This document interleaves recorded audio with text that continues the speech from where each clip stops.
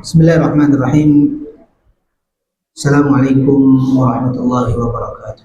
Waalaikumsalam warahmatullahi wabarakatuh. Alhamdulillahi rabbil alamin. Assalatu wassalamu ala sayyidil mursalin wa imamil muttaqin Muhammadin wa ala alihi wa ashabihi ajma'in. Allahumma anfa'na bima 'allamtana wa 'allimna ma yanfa'una warzuqna 'uluman tanfa'una. Allahumma hdina wahdi bina waj'alna sababan liman ihtada. Allahumma ja'al hadzal 'amal shalihan wa liwajhika khalisan wa ba'd. Alhamdulillahirabbil alamin. Kita bersyukur kepada Allah Subhanahu wa taala di siang hari ini. Allah kembali pertemukan kita di majelis ilmu. Mudah-mudahan Bapak Ibu semua dalam keadaan sehat walafiat, dimudahkan segala urusan hidup kita, dan Allah catat nama-nama kita di majelis ini sebagai orang-orang yang sedang meniti jalan menuju surga insyaallah. Salat dan salam semoga tercurah kepada Nabiullah Muhammad sallallahu alaihi wasallam, pada keluarga, sahabat dan umatnya hingga akhir zaman. Dan kita berharap berdoa kepada Allah Subhanahu wa taala sebagaimana Allah kumpulkan kita di tempat ini, mudah-mudahan Allah juga nanti mengumpulkan kita di surganya. Amin ya rabbal alamin. Bapak Ibu semua dirahmati oleh Allah, hari ini Syawal ke-289 28 di antara itulah. Oh, ya, ada yang 28, ada yang 29 kali. Ya, pokoknya kita di akhir Syawal lah ya. Bisa 28 atau 29. Antara itu betul. Dan biasanya di bulan Syawal ini ada satu hadis yang sering kita dengar di bulan Syawal ya. Hadis itu diriwayatkan oleh Imam Muslim. Rasulullah sallallahu alaihi wasallam bersabda, "Man shoma Ramadan tsumma atba'ahu sittan min Syawal kana kasiyamid dahr." Gitu ya. Kita sering dengar tuh, siapa yang berpuasa di bulan Ramadan kemudian mengikuti Ramadan itu sittan min Syawal, dengan berpuasa 6 hari Syawal, kana kasiyamid dahr, maka seakan-akan dia puasa selama 1 tahun penuh. Itu hadis sering kita dengar. Tapi saya bukan ingin membahas tentang 6 hari Syawal ya. Hadis ini selain menjelaskan kepada kita tentang syariat atau disunnahkannya berpuasa 6 hari Syawal, dalam hadis ini kita lihat Rasul sallallahu alaihi wasallam menyebut Syawal setelah Ramadan. Man shoma Ramadan, siapa yang berpuasa di bulan Ramadan, tsumma atba'ahu sittan min Syawal, kemudian mengikutinya dengan berpuasa 6 hari Syawal. Ramadan disebut, setelah itu Rasul menyebut Syawal. Para ulama kita memahami bahwa kesempurnaan pahala di bulan Ramadan itu juga ditentukan oleh puasa 6 hari Syawal. Atau Ramadan menjadi sempurna ketika kita menyempurnakan ketaatannya itu di bulan Syawal. Gitu ya. Karena itu redaksinya man shoma Ramadan, disebut Ramadannya dulu. Siapa yang berpuasa Ramadan kemudian puasa lagi 6 hari Syawal. Gitu ya. Sekali lagi, itu artinya bulan Syawal ini menjadi penyempurna bagi Ramadan kita yang telah lalu. Dan karena itu Bapak Ibu semuanya dirahmati oleh Allah, jika Ramadan disebut sebagai syahrut taqwa, bulan ketakwaan, ya kan? Ramadan disebut sebagai bulan ketakwaan, maka bulan setelah Ramadan yaitu Syawal disebut sebagai bulan pembuktian ketakwaan. Ya, Ramadan bulan ketakwaan. 1 bulan setelahnya yaitu Syawal disebut sebagai bulan pembuktian ketakwaan. Kenapa disebut sebagai bulan pembuktian ketakwaan? Sebab ketakwaan yang sudah kita pupuk di bulan Ramadan kemarin terlihat berhasil kapan? Di bulan Syawal. ketaatan yang sudah kita pupuk, kita jaga, kita usahakan di bulan Ramadan kemarin terlihat berhasil atau tidak. Kapan dilihatnya? Kapan ngukurnya? Ngukurnya adalah setelah Ramadan usai, yaitu bulan Syawal. Gitu ya. Jadi bulan Syawal ini adalah bulan pembuktian ketakwaan. Terbukti tidak ketakwaan kemarin di bulan Ramadan di bulan ini. Ya, dan karena itu Bapak Ibu semua yang dirahmati oleh Allah, ada pertanyaan besar setelah itu, yaitu bagaimana menjaga ketakwaan kita setelah bulan Ramadan. Bagaimana menjaga semangat kita setelah bulan Ramadan. Maka caranya ada 3. Sebelum saya lanjut, saya sampai jam berapa? Biar saya menyesuaikan. Jam 1 lewat, oke. Lewatnya berapa tuh? 15 menit, oke. 12. Baik. Pertanyaan besarnya tadi, bagaimana cara kita memelihara ketakwaan setelah bulan Ramadan? Atau bagaimana cara kita menjaga semangat setelah bulan Ramadan? Maka jawabannya ada 3. Yang pertama, yang disebut dengan al-muhasabah. Jadi, supaya semangat kita hari ini sama ya dengan Ramadan kemarin, maka kita perlu memuhasabah diri. Muhasabah artinya apa sih itu? Bagus. Introspeksi diri atau evaluasi diri, gitu ya. Introspeksi diri atau evaluasi diri. Al-muhasabah. Jadi kita perlu memuhasabah diri untuk menjaga bahkan meningkatkan kualitas takwa kita. Kaidah dalam agama kita mengatakan al-i'tiraf bidda nisfud dawa. Saya ulangi. Kaidah dalam agama kita al-i'tiraf bidda nisfud dawa. Apa tuh? Menyadari penyakit itu separuh dari proses pengobatan. Saya ulangi. Al-i'tiraf bidda nisfud dawa. Menyadari penyakit itu separuh dari proses penyembuhan, dari proses pengobatan. Jadi tidak mungkin saya datang ke rumah sakit atau datang ke dokter, ditanya oleh dokter, Pak, sakit apa? Jawaban saya, kagak, saya nggak sakit apa-apa. Kalau saya tidak merasa sakit, nggak mungkin saya datang ke dokter, gitu kan? Kalau saya tidak menyadari ada rasa sakit atau ada penyakit dalam tubuh saya, nggak mungkin saya melakukan pengobatan. Itu yang dimaksud dengan al-i'tiraf bidda nisfud dawa. Kalau saya tidak merasa punya dosa, kayaknya saya nggak punya dosa nih, maka saya tidak akan bertobat. Tapi sebaliknya, kalau kita merasa, oh dosa saya banyak, dosa kita banyak, salah kita banyak, maka kita memperbaiki kesalahan, gitu kan? Saya merasa flu, merasa sakit kepala, tenggorokan sakit misalnya, maka saya datang ke dokter. Berarti menyadari penyakit separuh dari proses penyembuhan. Kalau mau disembuhkan, kalau mau diobati, harus menyadari penyakitnya dulu, gitu kan?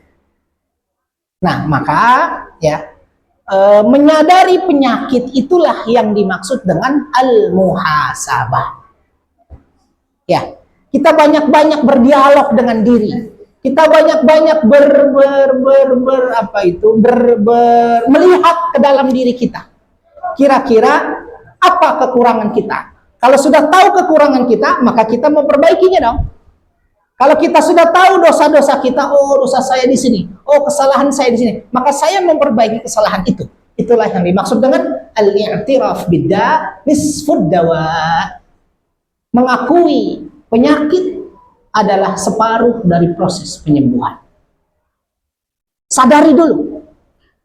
Kalau misalnya ada orang kayaknya yang masuk surga di kampung ini saya doang. Misalnya gitu. Kalau ada orang yang begitu tuh, ya, kemungkinannya dia banyak bertobat apa enggak? Ya kagak, malah sombong dia. Sombong amat. Tapi kalau dia menyadari kayaknya pegawai-pegawai rumah sakit ini soleh-soleh, soleha-soleha gitu. Kayaknya saya doang yang kurangnya, karena dia menyadari penyakit itu tuh, menyadari kekurangan dirinya, maka dia berpotensi untuk memperbaiki diri, gitu lah. Itu yang dimaksud dengan al-i'tiraf bidda nisfud dawa. Karena itu muhasabah diperlukan bagi yang ingin meniti tangga-tangga ketakwaan. Muhasabah diperlukan bagi yang ingin mempertahankan ketakwaannya. Dimulai dari muhasabah, dimulai dari introspeksi diri, lalu kemudian dia memperbaiki diri. Oke? Dan karena itu, kita temukan di dalam surah Al-Hasyr ayat 18 misalnya. Surah Al-Hasyr ayat 18. Oh, ini ada, kita manfaatkan. A'udzubillahi minasyaitonirrajim. Al-Hasyr 18. Tadi yang pertama apa tuh? Al-muhasabah.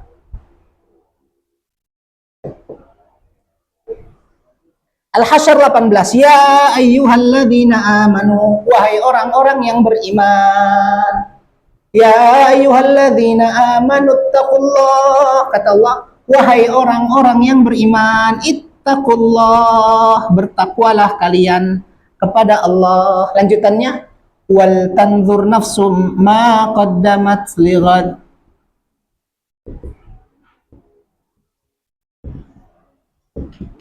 Nih, wahai orang-orang yang beriman, bertakwalah kalian kepada Allah.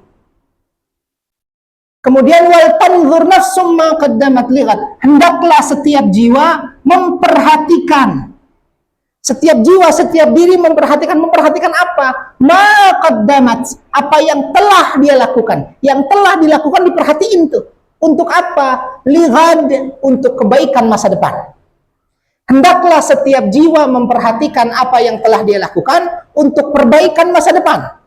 Melihat apa yang telah dilakukan untuk perbaikan masa depan. Secara sederhana, inilah yang disebut dengan al-muhasabah. Karena muhasabah itu melihat apa yang sudah kita lakukan, dilihat untuk kebaikan masa depan. Itu muhasabah tuh. Kemarin udah kita lakukan tuh waktu Ramadan. Kemarin Ramadan setiap malam kita qiyamul lail, ya kan? Tarawih. Bulan Syawal kira-kira berapa kali qiyamul lail kita? Nah, itu wal tanzur nafsum ma qaddamat lighad. Lihat yang telah lalu untuk perbaikan masa depan. Lihat yang kemarin. Atau kemarin waktu Ramadan yang telah kita lakukan, banyak yang bersungguh-sungguh menyelesaikan tilawah Al-Quran 1 juz, 1 hari 1 juz. Ada yang 2 juz, ada yang 3 juz. Oh, luar biasa. Pertanyaannya sekarang masuk Syawal, berapa juz?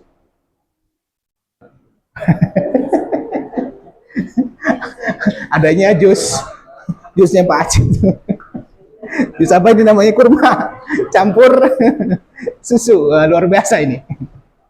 Nah, jadi muhasabah. Kita melihat masa lalu kita, yang kemarin-kemarin kita lihat untuk perbaikan masa depan. Itu disebut dengan muhasabah. Yang menariknya, saya lanjutkan.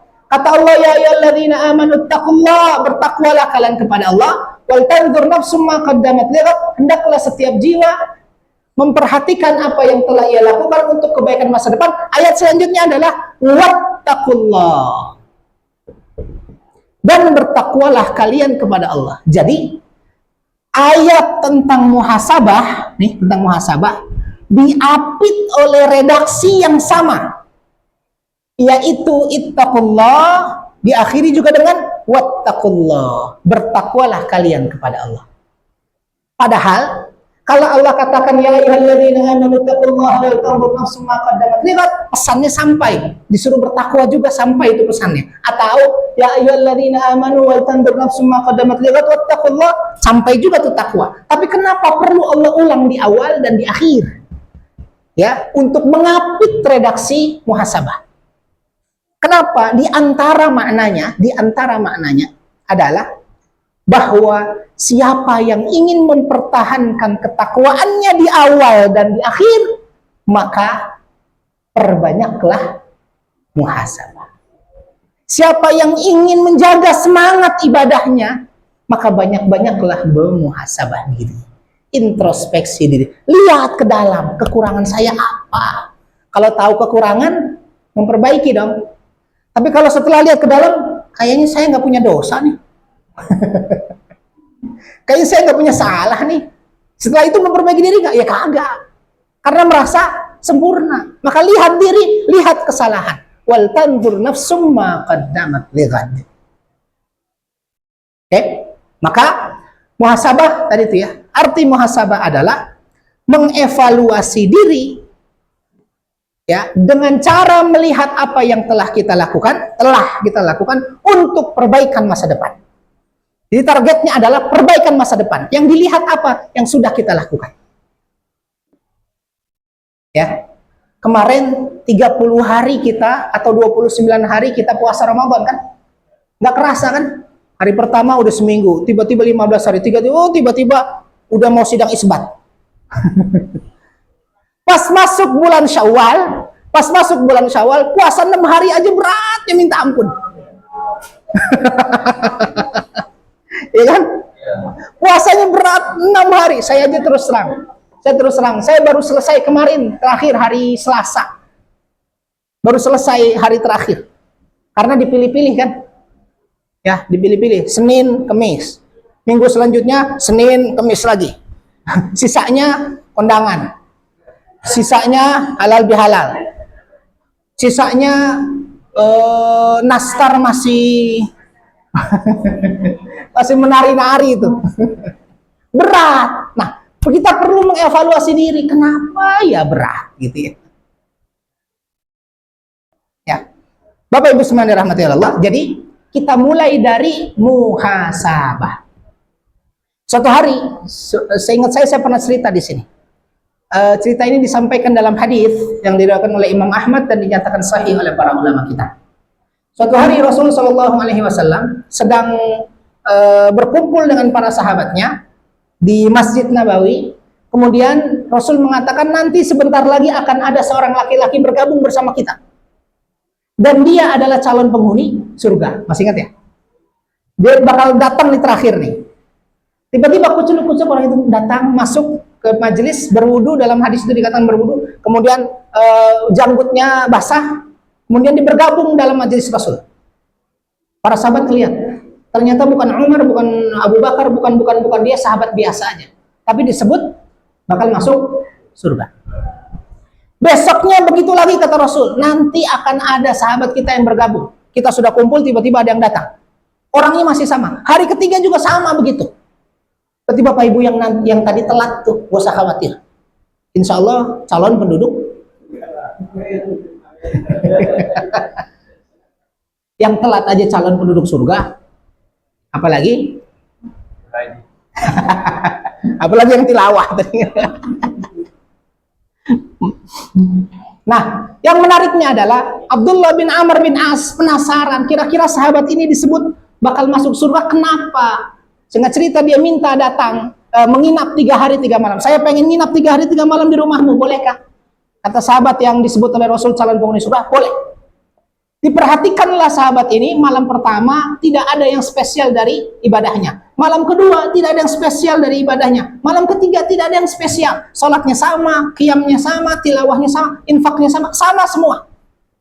Maka dia datang kepada sahabat ini kemudian bertanya, Abdullah bin Amr bin As, wahai sahabatku, engkau disebut oleh Rasul sebagai calon penghuni surga. Kira-kira amalan engkau apa yang tidak kita amalkan? Dalam hadis itu dikatakan, laki-laki ini kemudian mengatakan, salat dan ibadahku sama seperti kalian, illa anni, kecuali aku la ajidu fi nafsi ghishan. 2 hal yang dia lakukan. 1, la ajidu fi nafsi ghishan. Aku memaafkan kesalahan orang lain kepada aku setiap sebelum tidur. Sebelum tidur, diingat tuh hari ini kira-kira si fulan cemberut sama saya, misalnya gitu. Langsung dimaafkan. Oh, mungkin dia nggak lihat saya, jadi tadi nggak senyum, gitu loh. Oh, si fulana begini begitu, si fulana begini, si fulan begitu dan seterusnya. Dimaafkan kesalahannya. La ajidu fi nafsi ghishan. Aku memaafkan kesalahan saudaraku. Kemudian yang kedua, wala ahsidu hasadan. Dan yang kedua, aku menghilangkan rasa hasad dari diriku kepada orang lain. Jadi 2, orang lain salah kepadaku, aku maafkan. Yang kedua, aku menghilangkan hasad dalam diriku kepada orang lain. Hasad itu apa sih? Masih ingat hasad? Iri dengki, bagus. Hasad itu iri dengki. Iri dengki, hasad. Ya, ya bagus. Iri dengki yang dimaksud adalah dua. Satu, merasa tidak nyaman dengan nikmat yang Allah berikan kepada orang lain. Yang kedua, berharap nikmat itu hilang darinya. Itu hasad. Nah, dia selama berinteraksi hari itu sebelum tidur dia maafkan. Mungkin ada hasad dalam dirinya kepada orang lain. Kalau bahasa anak sekarang SMS hasad itu. Susah melihat orang lain senang atau senang melihat orang lain susah. Hasad atau dengki. Oke?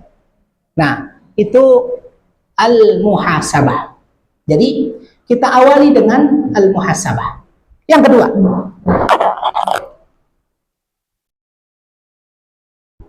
setelah al-muhasabah, jadi tentang yang tadi saya ceritakan itu, para ulama kita mengatakan sebelum tidur dia memaafkan kesalahan orang lain, dan sebelum tidur dia hilangkan hasad dari dirinya kepada orang lain. Itu bagian dari makna muhasabah. Karena dia introspeksi diri ke dalam. Kesalahan orang dia maafkan, kesalahan dirinya, hasadnya itu dia buang sebelum dia tidur. Berarti dia melakukan muhasabah. Oke? Yang kedua setelah al-muhasabah adalah al-mujahadah. Al-mujahadah. Apa itu al-mujahadah? Mujahadah itu diambil dari kata-kata jahada yujahidu jihadan. Jihad, apa tuh? Bersungguh-sungguh. Al-mujahadah apa berarti? Bersungguh-sungguh melaksanakan taat dan bersungguh-sungguh meninggalkan maksiat. Jadi, setelah kita memuhasabah diri, oh kesalahan saya ada di sini nih. Oh kekurangan saya ada di sini. Oh kelemahan saya ada di sini nih. Setelah itu dia bersungguh-sungguh. Kekurangan itu dia sempurnakan. Bersungguh-sungguh kesalahan itu dia isi, dia ganti dengan kebaikan-kebaikan. Gitu. Al-mujahadah. Melaksanakan taat, bersungguh-sungguh melaksanakan taat. Dan bersungguh-sungguh meninggalkan maksiat. Al-mujahadah. Bapak Ibu, kemarin waktu kita Ramadan, kita kan bersungguh-sungguh banget ya. Bersungguh-sungguh setiap malam tidak boleh ada satupun malam tanpa qiyam. Tarawih kemarin tuh. Setiap malam kita usahakan tarawih. Bersungguh-sungguh tuh kita. Tilawah juga begitu. Ada yang tilawah satu hari satu juz, bahkan lebih. Ada yang infak setiap hari sekian. Bersungguh-sungguh tuh. Nah, di luar Ramadan, di bulan Syawal dan bulan-bulan selanjutnya, mujahadah tadi harus kita transfer ke bulan-bulan yang lainnya. Jadi jangan hanya kita mujahadah di bulan Ramadan kemarin saja, tapi juga mujahadah di bulan ini dan bulan-bulan selanjutnya. Kenapa? Karena yang kita sembah sama. Kemarin kita menyembah Allah di bulan Ramadan, di bulan ini sama kan? Kemarin kita baca Quran di bulan ini, Qurannya sama. Jadi kenapa kita pisah-pisahkan? Jadi yang ideal adalah sebagaimana kita bermujahadah kemarin, bersungguh-sungguh dekat kepada Allah, maka sekarang juga kita harus bersungguh-sungguh mendekat kepada Allah. Bahkan ada yang bikin itu tuh, tabel amalan harian. Ya, ibu-ibu misalnya, nomor 1, sholat duha, dicontreng. Ya. Nomor 2, tilawah 1 juz, dicontreng. Oh, 1, 2, 3, 4, 5, 6, 7, 10, sekian. Dia mujahadah tuh bersungguh-sungguh tidak mau kehilangan waktu tanpa ibadah di bulan Ramadan. Harusnya, idealnya adalah semua yang kita lakukan mujahadah di bulan Ramadan kemarin, kita tarik ke bulan-bulan yang lain dan dilakukan pertama kali di bulan Syawal. Harusnya begitu. Minimal, Bapak Ibu semua dirahmati Allah, minimal, ini kan kita semua bakal mati kan. Kita tinggal nunggu kan, nunggu antrian aja. Ya, dan nunggu antriannya itu nggak ada urusan dengan usia dan tidak ada urusan dengan kesehatan. Karena banyak yang sehat meninggal duluan kan, banyak yang nggak sehat duluan juga. Banyak yang tua duluan, yang muda juga nggak sedikit yang duluan. Jadi nggak ada urusan dengan waktu usia, tidak ada urusan dengan kesehatan. Tinggal ngantri aja. Nah, maksud saya minimal kalau nanti kita menghadap Allah Subhanahu wa taala, pulang menghadap Allah Subhanahu wa taala, kita punya amalan andalan. Kita punya amalan gacoan. Amalan gacoan. Gacoan itu apa sih? Andalan ya. Ya Bu ya, amalan. Ibu-ibu kalau gacoan nanti mikirnya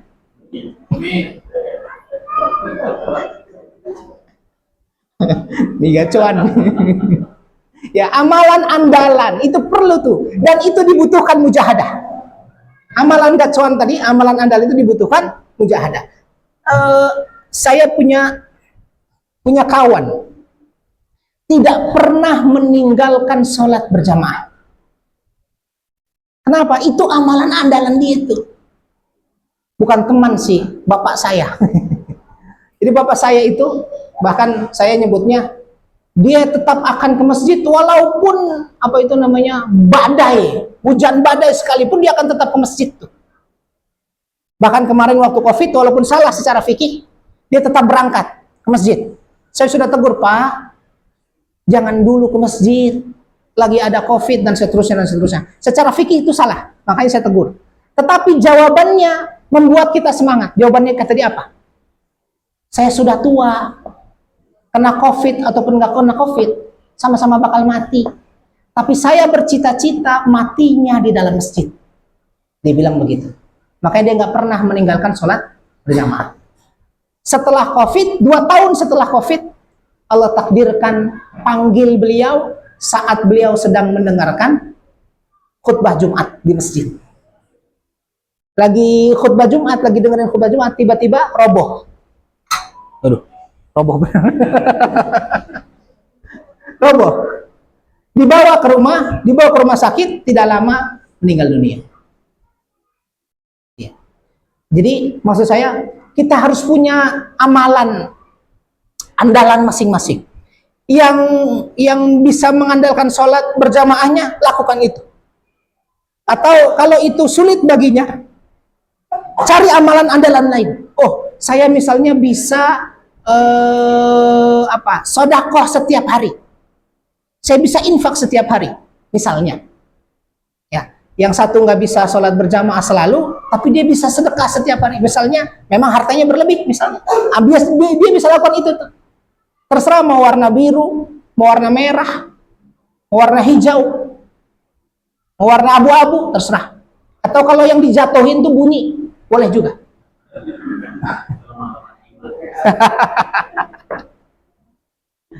Boleh ya, tapi levelnya beda-beda kan gitu ya.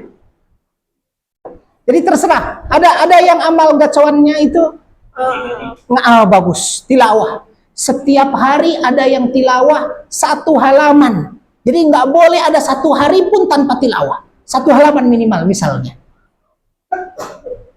Ada yang amalan andalannya adalah berpuasa Senin Kemis. Tuh hebat tuh. Kalau yang lain nggak bisa, aduh sayang susah kalau puasa Senin Kemis, kenapa? Jam 10 udah sakit mah, kata dia. Misalnya, kan ada tuh orang-orang yang begitu tuh. Jam 10, jam 11 udah merinding katanya. Oke, cari amalan yang lain, cari jalan lain. Ya, ada yang duhanya tidak pernah ketinggalan. Ada yang tiap malam qiyamul lail, tiap malam. Dan begitu seterusnya dan seterusnya. Jadi poinnya adalah al-mujahadah. Kita perlu ya bersungguh-sungguh cari amalan gacoan, cari amalan andalan kita. Yang kalau kita menghadap Allah Subhanahu wa taala, itulah amalan andalan kita. Jangan pas pulang standar-standar banget gitu loh amalan kita. Oke? Al-mujahadah. Dan karena itu, Bapak Ibu semua dirahmati oleh Allah, kalau kemarin di bulan Ramadan prinsip kita adalah, syiar kita adalah menghidupkan Ramadan. Kemarin pas Ramadan itu kan prinsip kita menghidupkan Ramadan, dengan qiyamul lail, dengan tilawah, dengan apa? Salat sunnah, dengan banyak hal kita lakukan, menghidupkan Ramadan. Dan sekarang prinsip kita rubah. Apa tuh? Meramadankan hidup. Jadi seakan-akan hidup kita nih adalah bulan Ramadan. Supaya apa? Supaya semangatnya sama. Supaya ketakwaannya sama. Sama itu maksudnya semangatnya sama. Meskipun dengan kadar yang berbeda, yang mungkin berbeda. Kemarin 1 juz tilawahnya 1 hari, sekarang 1 halaman, nggak apa-apa. Asal rutin, sebagaimana kemarin kita rutin. Kalau kemarin qiyamul lailnya setiap malam, misalnya setiap malam kemarin, sekarang idealnya juga setiap malam. Tapi kalau tidak mampu, dipilihlah sesuai kemampuan. Berapa misalnya seminggu sekali, setiap malam Jumat misalnya. Malam Jumat menjadwal yang lain ya Pak? Ibu yang ketawa. Jumat malam atau malam Sabtu atau dan seterusnya. Gitu ya. Jadi sesuaikan dengan kemampuan kita. Oke, al-mujahadah. Dan karena itu Rasul Shallallahu Alaihi Wasallam mengingatkan kita dalam hadis yang sahih. Hadis diriwayatkan oleh Imam Al-Bukhari. Kata Rasul Shallallahu Alaihi Wasallam, ahabbul a'mali ilallahi adwamuha wa in qalla.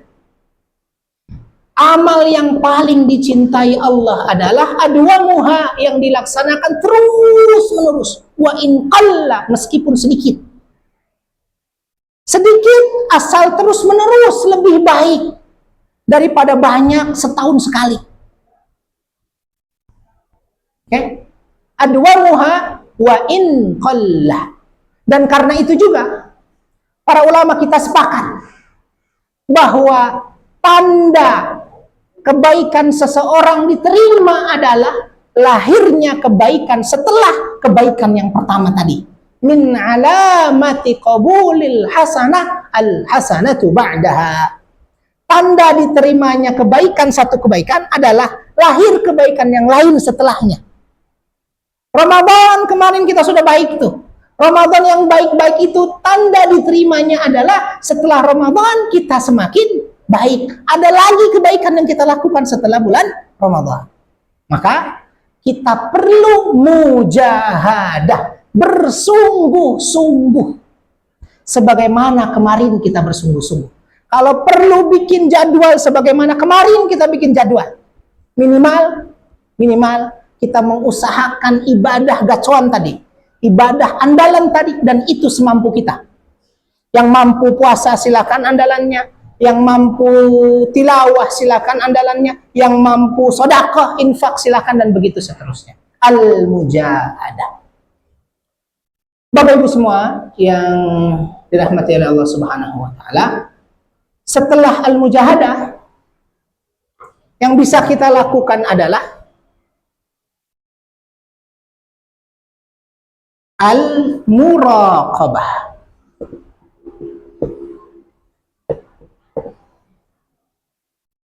Al-muhasabah, introspeksi diri. Setelah tahu kelemahan diri, mujahadah. Bersungguh-sungguh memperbaikinya. Bersungguh-sungguh menyempurnakannya. Setelah bersungguh-sungguh beramal, maka al-muraqabah. Apa tuh?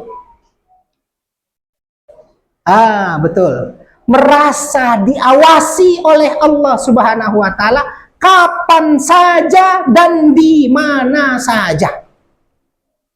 Merasa diawasi, merasa dilihat oleh Allah di mana saja dan kapan saja. Dimanapun, kapanpun Allah mengawasi kita. Karena Allah mengawasi kita, maka kita menjadi muslim yang sesungguhnya kapan saja, di mana saja. Tidak berkaitan dengan waktu, tidak berkaitan dengan tempat. Oke? 13:10. Dikit lagi deh. 5 menit lagi. Al-muraqabah tuh ya. Nah, Bapak Ibu semua yang dirahmati oleh Allah, al-muraqabah ini berkaitan erat dengan puasa Ramadan kita kemarin. Puasa Ramadan kita kemarin tuh, yang kemarin, itu disebut dalam satu hadis. Hadis ini diriwayatkan oleh Imam Muslim. Dinyatakan sahih. Hadis qudsi. Allah Subhanahu wa taala berfirman dalam hadis qudsi, kata Allah, kullu kullu amali ibni Adam lahu, semua amal anak Adam untuknya, illa shaum, kecuali puasa. Kata Allah dalam hadis qudsi, kenapa puasa? Fa innahu li, puasa itu untukku, wa ana ajzi bihi, dan aku yang membalasnya. Pertanyaannya, padahal selain puasa juga kan untuk Allah kan? Puasa, salat kita untuk Allah, zakat kita untuk Allah, tilawah kita untuk Allah, infak kita untuk Allah. Kenapa Allah menyebut secara khusus puasa itu untuk Allah? Para ulama kita menjelaskan, sebab puasa itu ibadah tarkiyah. Ibadah meninggalkan sesuatu. Meninggalkan apa? Meninggalkan makan dan minum. Dan semua yang membatalkan, meninggalkan tuh. Sedangkan selain puasa, ibadah fi'liyah. Ibadah melakukan sesuatu.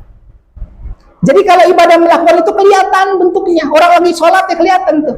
Orang lagi zakat kelihatan tuh. Orang lagi tilawah kelihatan lagi tilawah. Tapi puasa, tarkiyah, nggak kelihatan.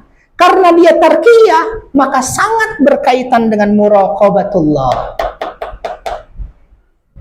Kemarin kita Ramadan masuk kamar mandi, Bapak masuk kamar mandi, kalau di kamar mandi makan nasi goreng misalnya, nggak ada yang tahu juga kan? Nggak ada yang tahu. Tapi kita tidak lakukan itu. Kenapa? Muraqabatullah. Selalu diawasi.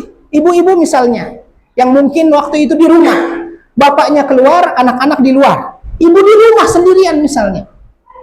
Kalau makan es cendol di bulan Ramadan siang-siang, kagak ada yang tahu juga. Tapi ternyata nggak dilakukan kan, walaupun sendirian, nggak ada yang lihat. Kenapa? Muraqabatullah. Nah, maksud saya, kalau di bulan Ramadan kita memupuk dengan baik muraqabah itu, harusnya di bulan ini dan bulan-bulan selain Ramadan kita juga bisa memupuk muraqabah itu.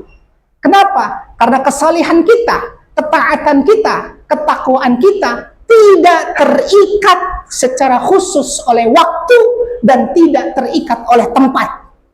Di masjid kita menjadi muslim yang saleh, ketika di pasar menjadi muslim yang saleh juga. Ibu-ibu di majelis taklim menjaga diri dengan baik, menjadi wanita yang salehah. Ketika di rumah sama, ketika di mall sama, ketika di jalan sama. Di bulan Ramadan kita menjadi manusia yang bertakwa.